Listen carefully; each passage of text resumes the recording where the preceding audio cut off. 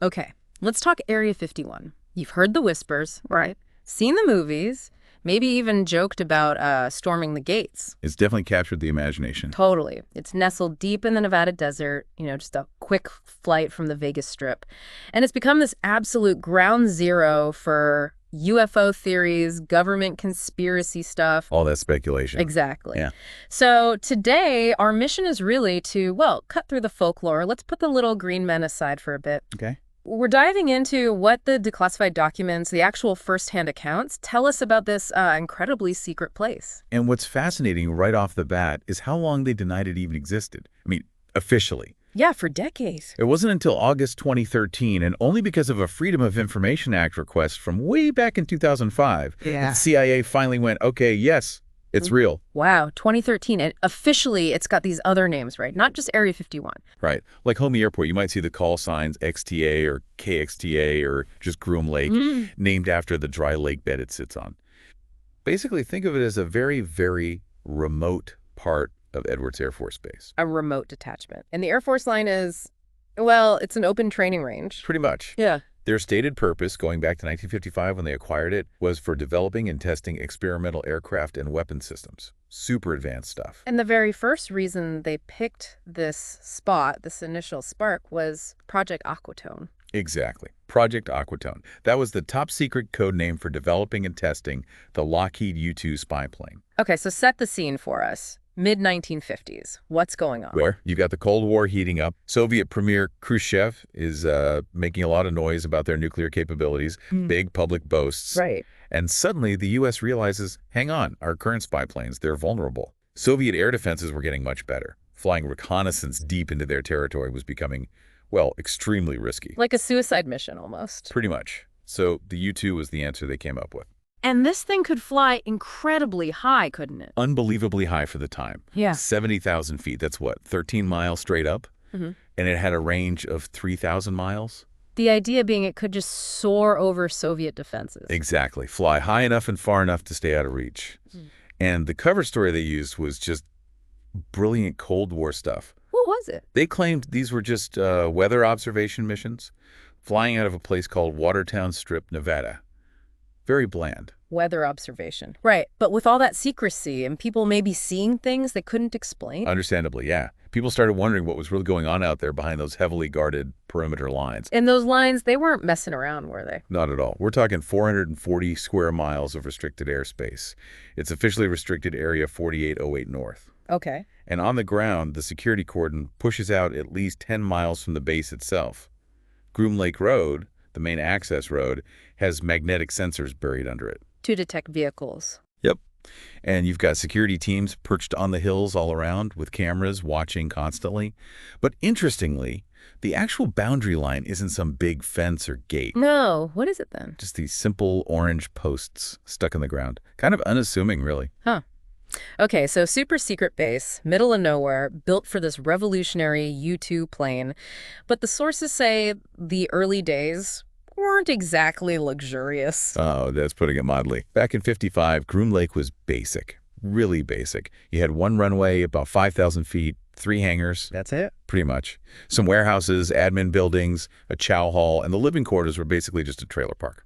A trailer park named after, what was it? An Atomic Energy Commission grid reference. Nothing glamorous about it, very functional. And no TV, no radio. I imagine that kept people focused. Or maybe just bored. What about security? Intense, right from the start. Everyone, absolutely everyone, went through heavy background checks, constant scrutiny, and the #1 rule drilled into them constantly.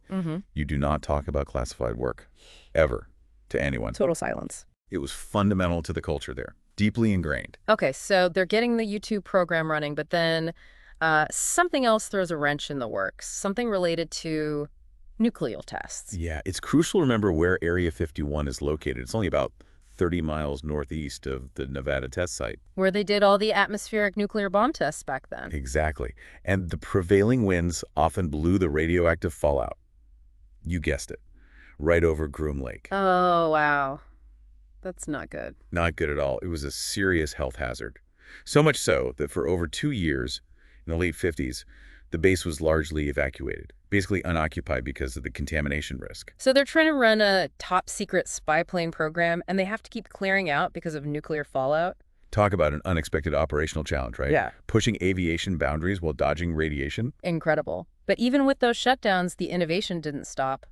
Our sources talk about something called Project Rainbow, an early attempt at stealth for the U-2. That's right. By 1960, Soviet missile tech had caught up. Even the U-2 wasn't safe anymore, as we saw with Francis Gary Powers being shot down. Right. So Project Rainbow was the response. The idea was to try and camouflage the U-2, make it harder for radar to see using this special radar-absorbent material. They called it wallpaper. Yeah, kind of nicknamed wallpaper. It was like a flexible sheet with a conductive grid pattern they tried to apply to the plane. So literally sticking high-tech wallpaper onto a spy plane. Essentially, yeah. Clever idea, but it wasn't a complete success. Why not? Well, the material added weight. And that slightly reduced the U-2's altitude, its key advantage, made it a bit more vulnerable, ironically. Okay, so wallpaper wasn't the answer. What next? They needed something more fundamental, an aircraft designed from the ground up to be stealthy, not just modified. Yeah. And that led to Project Oxcart. Oxcart. Even the name sounds more hidden somehow. And it was. The secrecy around Oxcart was on another level entirely. Documents often weren't even marked classified. Seriously? The thinking was, if a document wasn't marked secret, it wouldn't raise eyebrows if it got misplaced or seen accidentally. Extreme compartmentalization. And the aircraft that came out of Oxcart was the A-12. The A-12. Now, this was a serious leap forward, wasn't it? Oh, absolutely revolutionary. The A-12 was designed for 90,000 feet, even higher than the U-2, and speeds over Mach 3. Faster than a rifle bullet. Wow. And built with special materials to be hard to detect. Exactly. State-of-the-art stuff specifically chosen to minimize its radar signature. But that created huge engineering challenges, like the heat at those speeds. Right, the friction must have been intense. How did they deal with that? Titanium. Lightweight, incredibly strong, and it could handle the extreme temperatures. But here's the kicker. Yeah. At that time, the main source for the high-quality titanium they needed was the Soviet Union. No way. They bought titanium from the Soviets to build a spy plane to use against the Soviets. Yeah. The CIA had to set up this whole network of dummy corporations, front companies, just to buy the metal without tipping them off. The ultimate Cold War irony, really. That is absolutely incredible. Okay, so they've got the titanium. They're building this super fast, high-flying jet. How did they actually test its stealthiness? You mentioned the pole. Ah, yes, the pole. Sounds basic, but it was critical. It was essentially a 60-foot pylon out at a secure spot within Area 51. And they just stuck the plane on it. A full-scale model, yeah.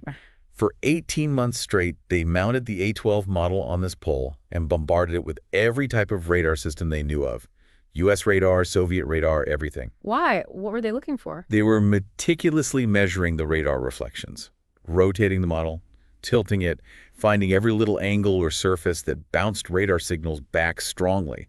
The goal was to identify those spots and then reshape or coat them to reduce the radar cross-section, the RCS. So RCS is basically how visible something is to radar. Exactly, like how brightly it shines on a radar screen. They wanted the A-12 to be as dim as possible. And this testing, the whole project, was kept incredibly compartmentalized, you said. Absolutely. Need to know was the rule. If you were working on the engines, you probably knew nothing about the radar-absorbent coatings. If you worked on the life support, you didn't know about the reconnaissance sensors. Deliberate silos of information. Makes sense for secrecy. Now, to handle this massive new A-12 program, Project Oxcart, Area 51 itself needed some serious upgrades, didn't it? The original setup wasn't enough. Definitely not. That initial, fairly basic U-2 airfield just wouldn't cut it for the A-12. The CIA invested heavily. They built a brand new concrete runway, 8,500 feet long. That's pretty long. And they added another 6,000 feet extending out onto the dry lake bed itself just in case. Plus 3 big new hangars.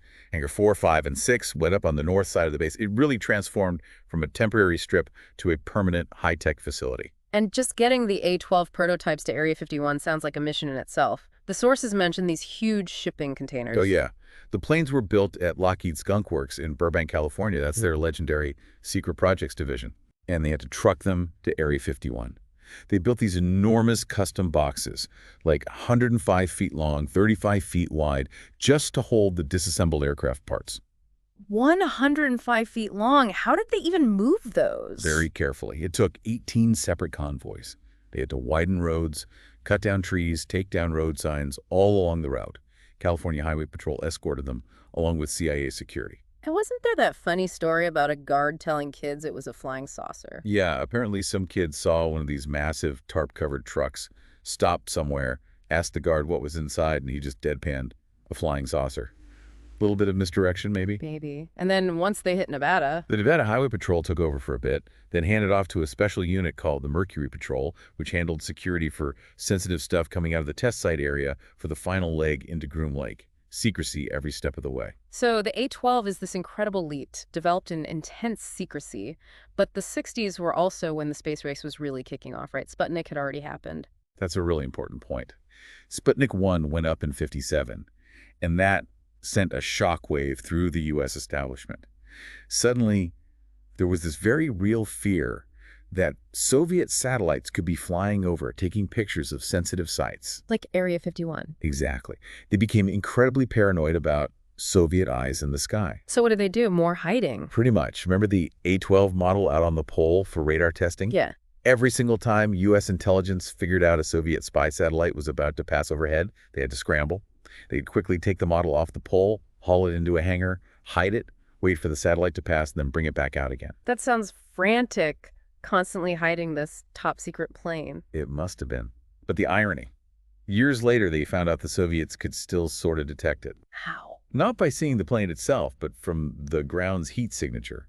The dark titanium aircraft absorbed heat, and even after they moved it inside, the patch of ground where it had been sitting stayed warmer for a while. Their thermal imaging satellites could apparently pick up that difference. Wow. You just can't hide everything, I guess. Seems that way. Okay, so the Cold War keeps evolving, then the Vietnam War ramps up, and that brings new challenges, especially for U.S. fighter pilots. Absolutely. The big threat in Vietnam, air-to-air, was the Soviet-designed MiG fighters. They were nimble, capable, and U.S. pilots were taking losses. So Area 51's mission starts to shift again. It does. It moves towards not just developing U.S. tech, but actively exploiting and understanding enemy tech. And this is where that program Have Donut comes in. What an odd name. Yeah, code names were often strange. Have Done It started around 1968. It was the program for acquiring and evaluating a MiG-21 fighter. How did they get one? An Iraqi pilot defected, flew his MiG-21 to Israel. The Israelis let the U.S. have it, and it was secretly shipped, probably in pieces, to Area 51. And they took it apart. Completely. Examined every system, every bolt, every wire. They wanted to know exactly how it worked, its strengths, its weaknesses. And what was the big takeaway from studying the MiG? Well, it wasn't that American planes were necessarily inferior. The big realization was about training. Training. Yeah. U.S. pilots just weren't trained properly to fight against the specific tactics and capabilities of the MiGs. They didn't have experience dogfighting them. Ah, I see. So knowing the enemy aircraft wasn't enough. They needed to know how to fight it. Precisely. So Area 51 became the birthplace of this top-secret training initiative. They started using the actual MiGs they acquired, plus other aggressor aircraft, to train U.S. fighter pilots, give them realistic simulated combat experience before they deployed to Vietnam. That's a huge shift. From a test site to a top secret fighter pilot school using actual enemy planes. A vital one. And it meant more construction at Area 51. Oh, hangars. Yep, 5 more hangars went up at the south end of the base, specifically for this program, often called Constant Peg later on. And to keep these MiGs flying around secret, they permanently closed the airspace directly over the range to all unauthorized traffic. No accidental sightings allowed. Makes sense. But even with all that, there was that close call with Skylab in '74. That's right. The Skylab 4 astronauts orbiting the Earth just happened to take photos that included the base. Unintentionally. Did those get out? Not initially, they were classified. But the fact that space photography could now capture the site was noted. It highlighted the growing challenge of keeping secrets in the space age. Okay, so by the mid-'70s, satellite technology is getting really good. Spy satellites are taking over some of the roles that planes like the U-2 and A-12 used to do. Exactly. High-flying spy planes were becoming less critical for certain kinds of intelligence gathering, and that led to another big shift at Area 51. Which was? Operational control transitioned from the CIA, who had run the U-2 and OPSCART programs, primarily over to the U.S. Air Force. And this is when things really start moving towards stealth. This is the dawn of the true stealth revolution, and one of those secret programs ever run there was about to kick off, Project Have Blue. Have Blue. That name comes up a lot with stealth. What made it so different from, say, the A-12? The A-12 relied on speed and altitude to survive. Have Blue had one single goal: be invisible to radar. or as close as possible. Its whole design philosophy was different. How so? It had this radical shape. Flat surfaces, sharp angles, a faceted fuselage, completely unlike the smooth, curved lines of traditional aircraft. The idea was to deflect radar waves away rather than bouncing them back to the receiver. And that weird shape actually worked. It worked incredibly well. There's that great story about the radar technicians during the tests. The ones who weren't written to the program? Yeah. They're watching their screens, expecting to see the test model on the pole, right? Yeah, great. But Have Blue's radar cross-section was so tiny, they saw nothing. Absolutely nothing. So They thought the model had fallen off the pole. For an aircraft that was, 38 feet long with a 22-foot wingspan, that's how effective the stealth design was. incredible. And Have Blue was the direct predecessor to the F-117 Nighthawk, the first operational stealth fighter. Exactly. Have Blue was the proof of concept. It showed that this radical faceted shape could make an aircraft almost invisible to radar. But the shape wasn't the whole story. Materials were also crucial. Right, RAM radar absorbing materials. Yes, getting the shape right was step one. Step two was coating that shape with materials that could actually soak up radar energy rather than reflecting it. And what RAM is actually made of is still super classified, right? The exact formulas and manufacturing processes, yes, very much so. But the general idea isn't secret. Theories suggest it involves things like tiny iron-ferrite particles, maybe embedded in special paints or sheet materials. For Kai, like in magnets. Kind of. The idea is these particles vibrate when hit by radar waves, converting the radar energy into tiny amounts of heat, effectively absorbing it. Fascinating. But dealing with these advanced materials, even disposing of them, had its own issues, according to some accounts. There's that story about the former security guard Fred Dunham. Yes, that's a troubling account. Fred Dunham claimed he oversaw the disposal of waste materials, including potentially RAM and composites, in open burn pits near where personnel lived and worked on the base back in the 80s. Open pits. Just burning this stuff. That's what he alleged. Things like carbon fiber resins, sealants. He later developed severe respiratory illness, chronic obstructive pulmonary disease, which he attributed to inhaling the smoke from those pits. And did anything come of his claims? He tried to get medical compensation, but his case was ultimately denied by President Clinton, who invoked national security to protect information about the materials and activities at the site. Wow, so even if his claims were true, secrecy trumped health compensation. It appears so. It's a stark reminder that these cutting-edge programs, conducted in such secrecy, can sometimes have real human costs associated with them. Definitely highlights the darker side of that secrecy. Now, when you think about all this stuff, the U-2 flying incredibly high, the weird shapes of Have Blue and the A-12, the intense secrecy, it suddenly makes a lot more sense how all the UFO mythology started, doesn't it? Absolutely. It's almost inevitable. Imagine you're a commercial pilot in the late 50s, flying along at maybe 30,000 feet. You look up and see this thing.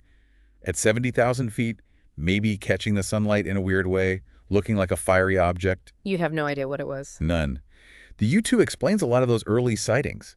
In fact, reducing those mistaken sightings was apparently a secondary goal of Project Rainbow, trying to make the U-2 less reflective visually. And then the A-12, flying faster than a bullet. Yeah, unique shapes, incredible speeds, all happening over a super-secret base in the desert.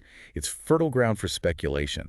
When people see things they can't explain, especially near a place known for secrets, UFO becomes an easy answer. And then you get figures like Bob Lazar emerging in 1989. Right. Bob Lazar's claims were explosive. He said he worked at a site called S4 near Area 51, reverse engineering captured alien spacecraft. He talked about gravity propulsion, element 115. Really specific, sci-fi sounding stuff. Very.